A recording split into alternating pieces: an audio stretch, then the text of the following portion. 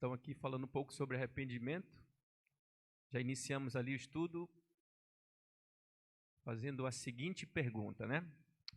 Como alguém pode ser justo diante de Deus? E a segunda, como pode o pecador ser justificado? Gostaria de pedir aos irmãos, nesta noite vamos fazer uma dinâmica, né? Gostaria de pedir a participação aí dos irmãos, que puderem cooperar aí, né, para a gente ser um pouco mais ágil.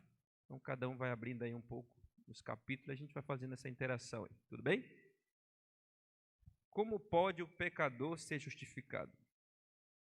Em Atos 2, 38.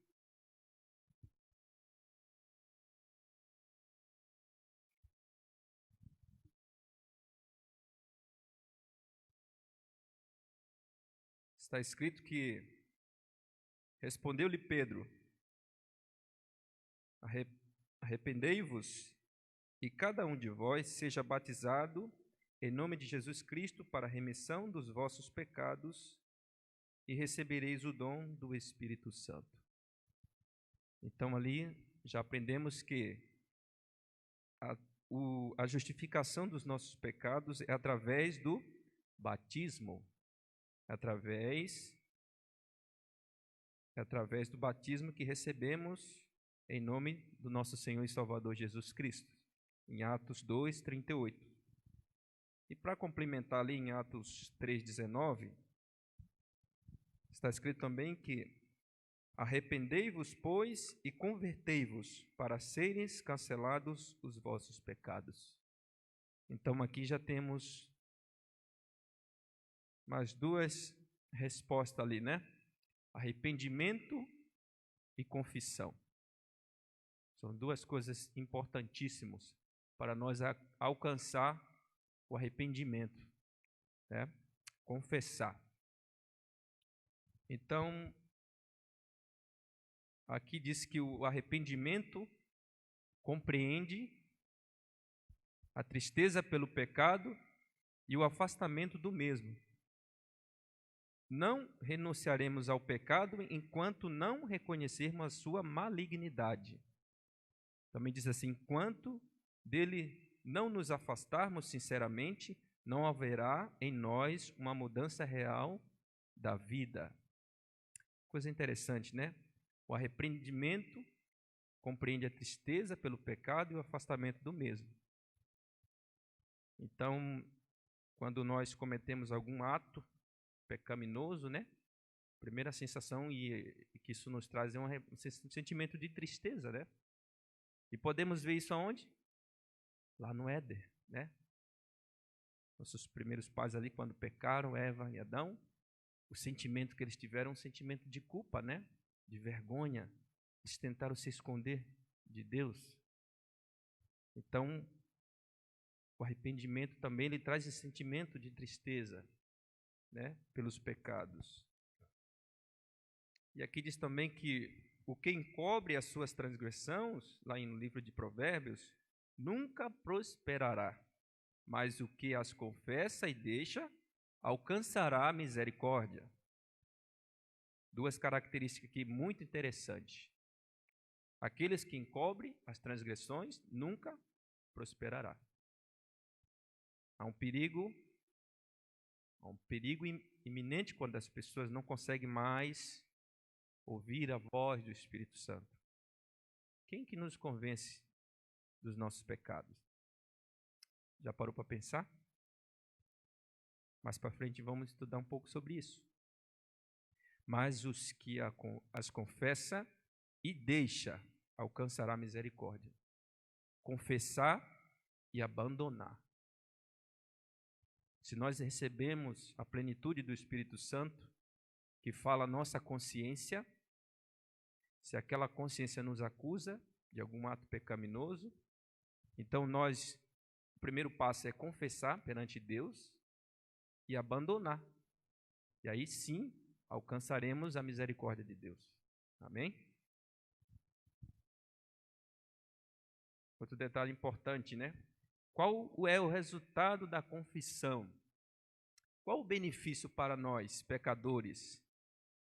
O que isso traz de benefício. Alguém gostaria de ler o Salmo 32 para mim?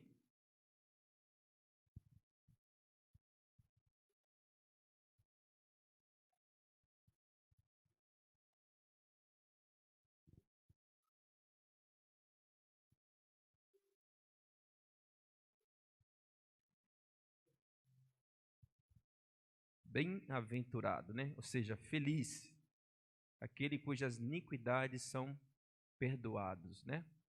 Olha só, o resultado da confissão nos proporciona o quê?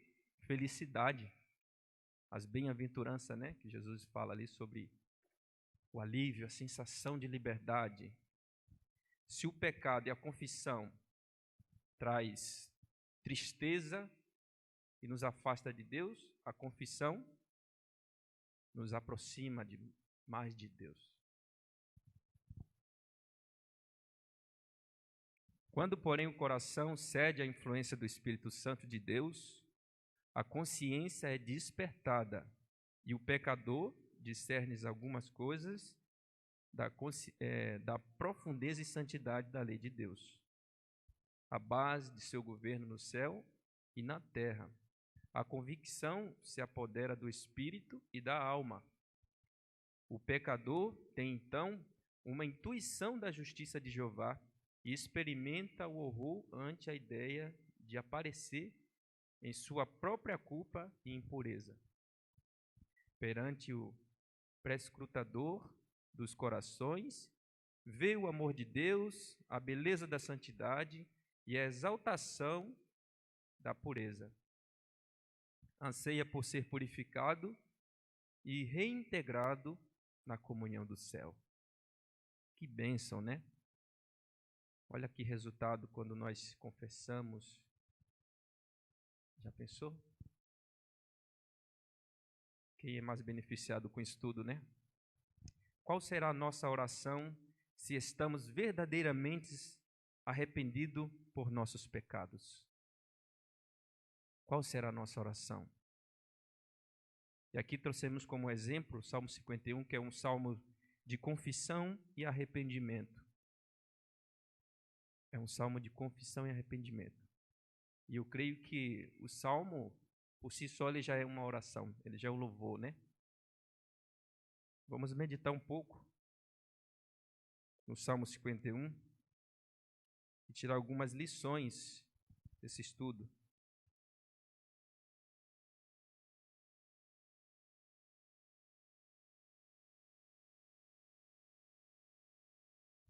Aqui diz no versículo de 1 a 4: Compadece-te de mim, ó Deus, segundo a tua benignidade e segundo a multidão das tuas misericórdias.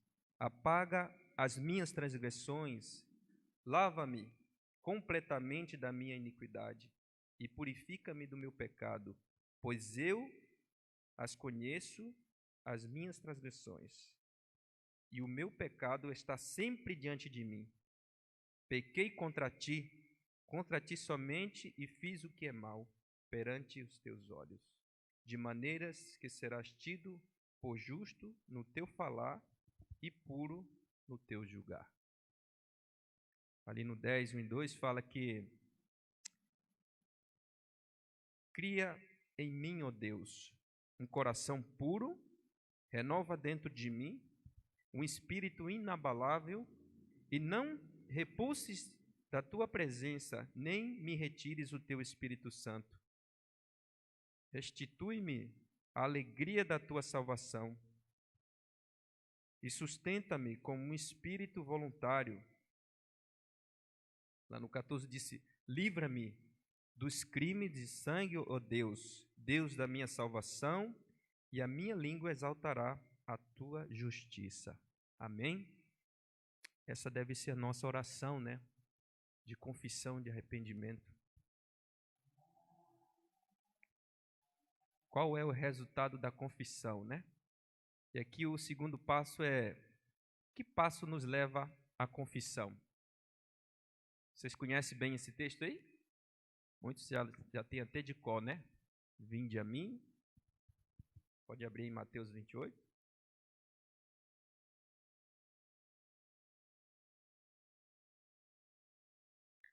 Mateus 28.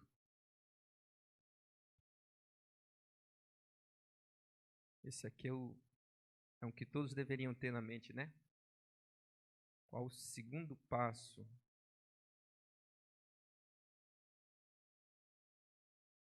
Aqui diz, vou ler aqui para todos nós. Vinde a mim todos os que estáis cansados e sobrecarregados, e eu vos aliviarei. Tomai sobre vós o meu jugo e aprendei de mim, porque eu sou manso e humilde de coração, e achareis descansos para a vossa alma, porque o meu jugo é suave e o meu fardo é leve. Que passo nos leva à confissão, né? Saudando também os nossos internautas aí que nos acompanham de casa. Creio que você também esteja com sua Bíblia na sua mão, né? Acompanhando aqui o estudo. É muito importante que nós saiamos daqui hoje fortalecidos, né? E puros, né? Perante a presença do Espírito Santo, que irá nos ajudar nesta noite.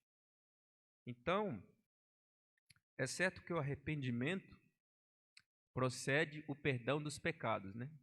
Pois unicamente o coração quebrantado é contrito, é quem sente a necessidade de um Salvador. Mas terá o pecador de esperar até que se tenha arrependido antes de poder se achegar-se a Jesus? Deve fazer-se do arrependimento um obstáculo entre o pecador e o Salvador? A Bíblia não ensina que o pecador tenha de arrepender-se antes de poder aceitar o convite de Cristo. Por isso que está escrito ali, né? Vinde a mim todos os que estáis cansados, oprimidos, e eu vos aliviarei. O arrependimento ele tem que ser um passo antes mesmo, né? De você conhecer a Cristo. Jesus ele quer que todos venham do jeito que está.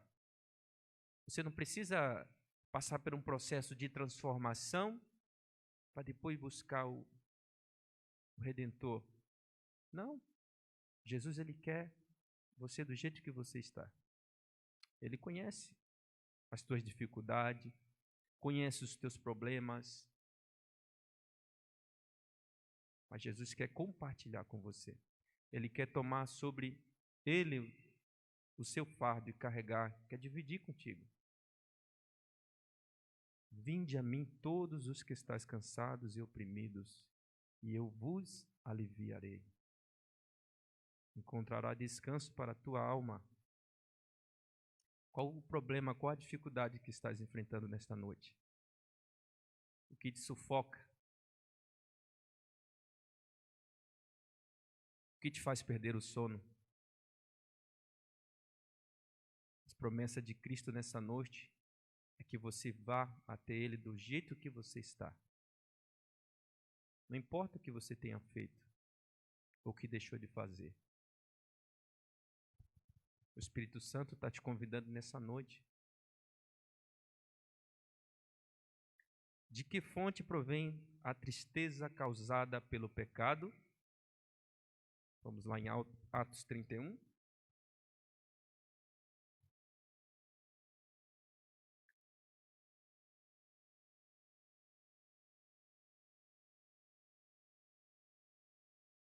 De que fonte provém a tristeza causada pelo pecado? Deus, porém, com a sua destra, exaltou o príncipe e salvador, a fim de conceder a Israel arrependimento e a remissão de pecados. A causa da tua tristeza vem justamente pela inimizade que Cristo colocou. Inimizade. É por isso que o pecado te sufoca. É por isso que estás aí abatido. O arrependimento tem que surgir no teu coração, verdadeiramente. A tristeza causada pelo pecado te leva à separação, porque Jesus pôs inimizade entre o homem e o pecado. Cristo é a fonte de todo bom impulso. Ele unicamente é capaz de implantar no coração o quê? A inimizade contra o pecado. Todo desejo de verdade e impureza, toda convicção de nossa própria pecaminosidade é uma evidência de que seu Espírito está operando em nosso coração. Amém?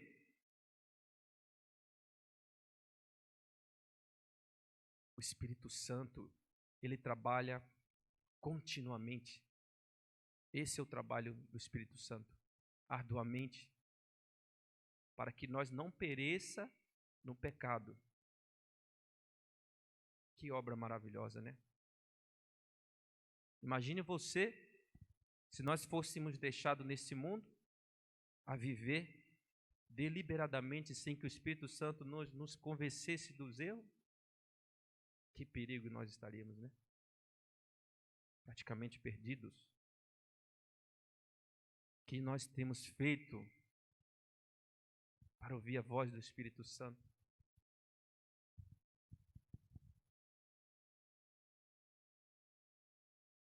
Ao contemplarmos o Cordeiro de Deus sobre a cruz do Calvário, começa a desdobrar-se ao nosso espírito o mistério da redenção. E a bondade de Deus nos leva ao arrependimento. Contemplação. A palavra de Deus diz que nós somos transformados pela contemplação. Então disse que morrendo pelos pecadores, Cristo manifestou um amor que é incompreensível. E esse amor, ao ser contemplado pelo pecador, abranda-lhe o coração, impressiona-lhe o espírito e inspira-lhe a alma contrita. A contemplação. Quanto tempo nós temos tirado para refletir, para meditarmos? Existe um texto no Espírito de Profecia que fala que nós deveríamos, por dia, tirar pelo menos 1 hora para contemplarmos Cristo na cruz do Calvário. E olha o poder que isso tem na nossa vida. Nós vamos refletir o sacrifício que o Cordeiro de Deus fez para nos tirar deste mundo de trevas, para que eu e você tivéssemos uma vida transformada, como nós acabamos de presenciar no Provai Verde, de um bandido que atormentava uma sociedade, um povo, para uma pessoa renovada, né? Um novo homem,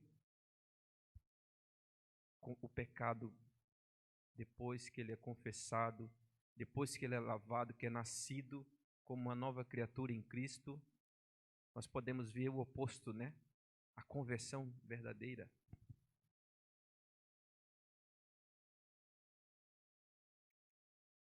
Que convite maravilhoso nos faz Jesus. Apocalipse 22, uma mensagem maravilhosa, Apocalipse 22, 17.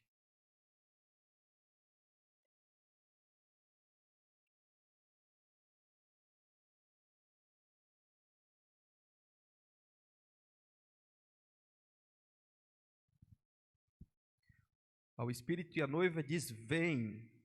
Aquele que ouve, diga: vem. Aquele que tem sede, venha. E quem quiser receber de graça a água da vida. Vou ler de novo para vocês. O Espírito e a noiva dizem: vem. E aquele que ouve, diga: vem. Aquele que tem sede, venha. E quem quiser, receba de graça a água da vida. É de graça. Qual a sede, né? Essa água aqui que Jesus está falando é aquela mesma água que aquela mulher samaritana não entendeu na primeira instância, né? Quando ele ofereceu: mulher, dá-me de beber e eu te oferecerei a água da vida. Ela não entendeu que água era aquela. água da vida que transforma o pecador em uma nova criatura. A partir do momento que aquela mulher experimentou daquela água, ela nunca mais sentiu sede. Saiu desesperada, feliz, abandonou seu cântaro e foi comunicar Cristo a todos ao seu redor. A transformação. Quando nós confessamos aquilo que nos atormenta,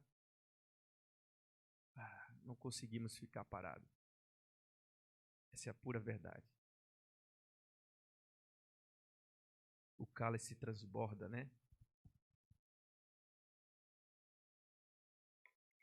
O mesmo divino que opera nas coisas da natureza, fala ao coração dos homens, neles criando um desejo inexprimível de algo que não possui.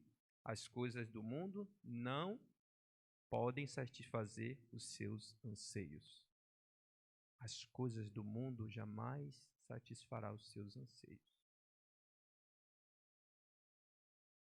Então Deus opera, no coração do homem constantemente. O Espírito Santo fala constantemente ao nosso coração. E nós temos que estar sensível à voz do Espírito Santo. O que nos faz, muitas vezes, não ouvir a voz do Espírito Santo? Pecado acariciado. Eu não sei qual o problema que tu tens enfrentado na tua vida. Quantas horas de sono tu tens perdido? Eu não sei qual o problema que estás enfrentando na tua família, no teu lar. Eu não sei qual a dificuldade que tu estás enfrentando.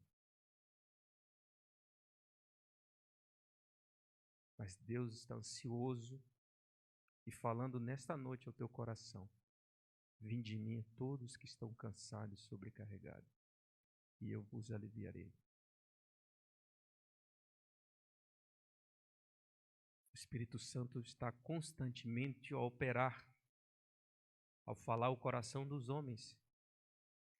Interessante que são nas pequenas coisas que nós falhamos. São nas pequenas coisas que nós vamos deixando de ouvir a voz do Espírito Santo. E cada vez mais distante, aquela voz cada vez mais longe, vamos nos afastando. Existe um pecado. Esse pecado, ele não será perdoado. Eu creio que todos aqui já conhecem, né? Existe um pecado. Esse pecado está escrito na palavra de Deus em Mateus 12, 31. Existe um pecado que esse não será perdoado. Está escrito Mateus 12, 31. Por isso vos declaro, todo pecado e blasfêmia serão perdoados aos homens, mas a blasfêmia contra o Espírito Santo não será perdoada. A blasfêmia contra o Espírito Santo não será perdoada. Quando você deixar de ouvir a voz do Espírito Santo falar ao teu coração, então você está em constante perigo. Quero você nessa noite pedir a Deus: Senhor, revela-me o meu pecado, pois não tenho força, Senhor. Esse deve ser o nosso desejo. Coração contrito, de humilhação. A posição mais alta que um cristão pode alcançar é aos pés da cruz. É se humilhar perante o Cordeiro de Deus e buscar transformação.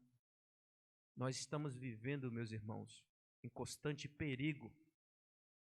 São pecadinhos que nós nem sequer percebemos. Através da alimentação, através do falar. O apóstolo Tiago fala que a mesma língua que abençoa é a mesma que traz maldição. Estamos em constante perigo. Temos nós pedido perdão ao nosso irmão? Muitas vezes, sem querer, nós profanamos palavras que acabam magoando e machucando alguém. E às vezes nem sequer nos damos conta disso. Arrependei-vos e convertei-vos, então serão perdoados.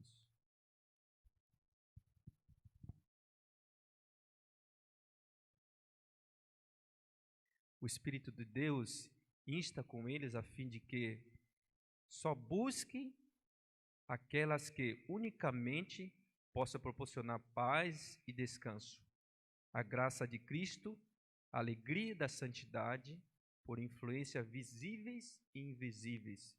Nosso Salvador está a operar constantemente para atrair o espírito dos homens, dos prazeres do pecado,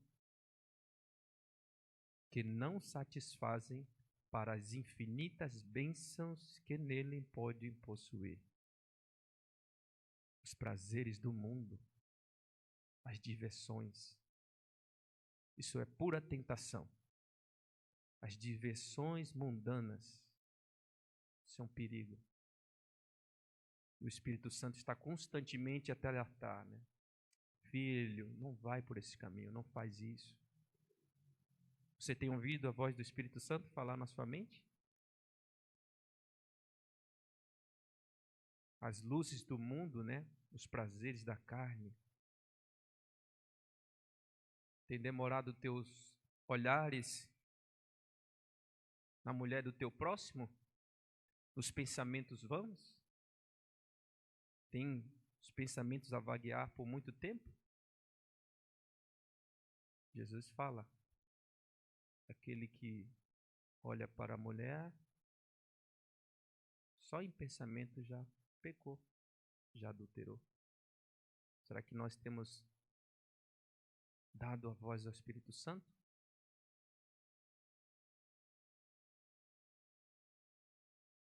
O Espírito Santo nessa noite, ele quer falar ao nosso coração. Ele quer uma resposta da nossa parte. Que possamos nos arrepender e confessar. Estar sensível à voz do Espírito Santo. Como podemos nos converter a uma nova vida por nossos próprios esforços? Como podemos? Será que temos capacidade? Vamos dar uma olhada no que diz João 15, versículo 5.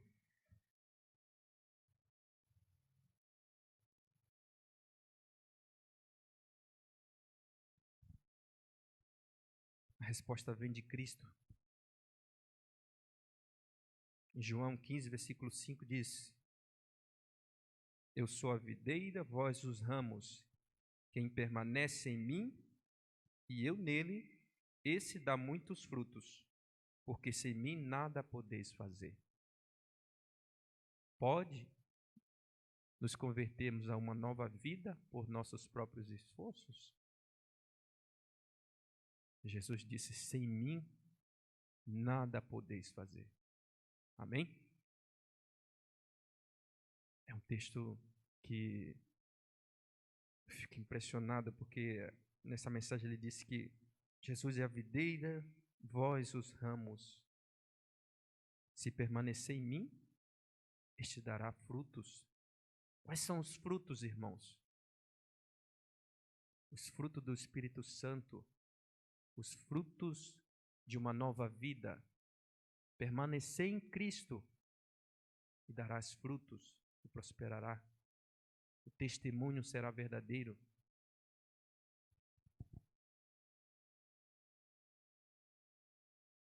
Quando virdes vossas pecaminosidade, não esperei até que vos tenhais melhorado.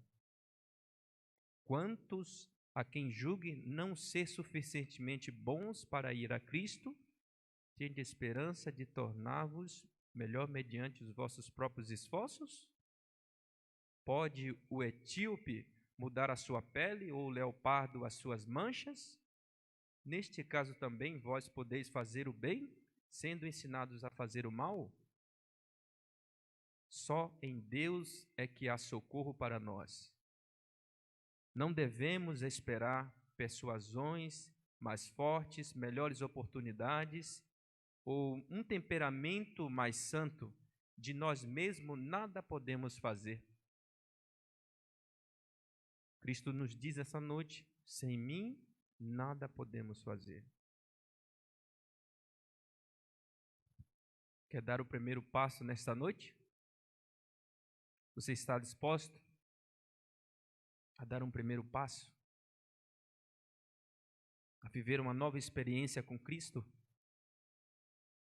Convido os irmãos a abrir a sua Bíblia no livro de 1 João.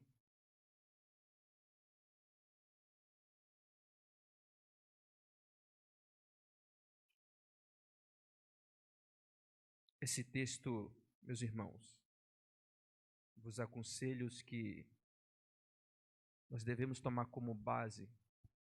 Alguns textos, ele tem que estar fixado na nossa mente, no nosso coração. Nós sabemos que Jesus hoje ele faz um papel intercessório. Enquanto a porta da graça está aberta, ele está intercedendo por mim e por você, no tabernáculo celestial. Jesus também, a Bíblia fala que é o nosso advogado. Mas eu quero deixar esse texto como a última mensagem dessa noite para os irmãos e para você que nos acompanha aí de sua casa, onde quer que você esteja. A mensagem está no livro de 1 João, capítulo 1, versículo 9, que diz: se confessarmos os nossos pecados, ele é fiel e justo para nos perdoar os pecados e nos purificar de toda injustiça. Se confessarmos os nossos pecados. A mensagem ela começa com uma condicional. Eu amo esse texto porque ele começa com uma condicional. Uma palavrinha faz toda a diferença. Se confessarmos. Ou seja, o pecado acariciado, ele nos leva à perdição. Sabe que perdição é essa? É o fogo eterno. Você já pensou? Se você descansasse hoje, se hoje fosse pedida a tua vida, o que seria de ti? O que seria de mim? Nós temos feito isso diariamente? Confessado os nossos pecados? O texto é bem claro, meus irmãos. É uma condicional. Nós não sabemos o dia do amanhã. Jesus fala: basta cada dia o seu mal. Nós temos que viver o agora. Está salvo hoje. Por isso que o meu apelo e o apelo que o Espírito Santo faz à igreja nesta noite é o texto de 1 João, capítulo 1, versículo 9. Se confessarmos os nossos pecados, ele é fiel e justo para nos perdoar os pecados e nos purificar de toda injustiça. Volte um pouquinho mais. Olha o que está escrito no versículo 8. Se dissermos que não temos pecado nenhum, a nós mesmos nos enganamos e a verdade não está em nós. Enquanto vivermos nesta terra, enquanto estivermos deste lado, nós somos considerados pecadores e somos dependentes da graça e da misericórdia de Deus. Por isso, meus irmãos, não vacile, não caia na besteira de achar que não é necessário dobrar os nossos joelhos e falar com Deus. Tudo. Deus ele quer que nós falamos sobre tudo. tudo. Tudo que te aflige nessa noite, tudo que você imaginar que muitas vezes não possa ser pecado, confesse. Insista. Suplique. Mas é muito perigoso cairmos na besteira e na tentação de acharmos que não pecamos. O arrependimento vem primeiro, a tristeza para depois, a confissão e o perdão. E aí vem a bem-aventurança, né? Felizes aquele cujas iniquidade é perdoado.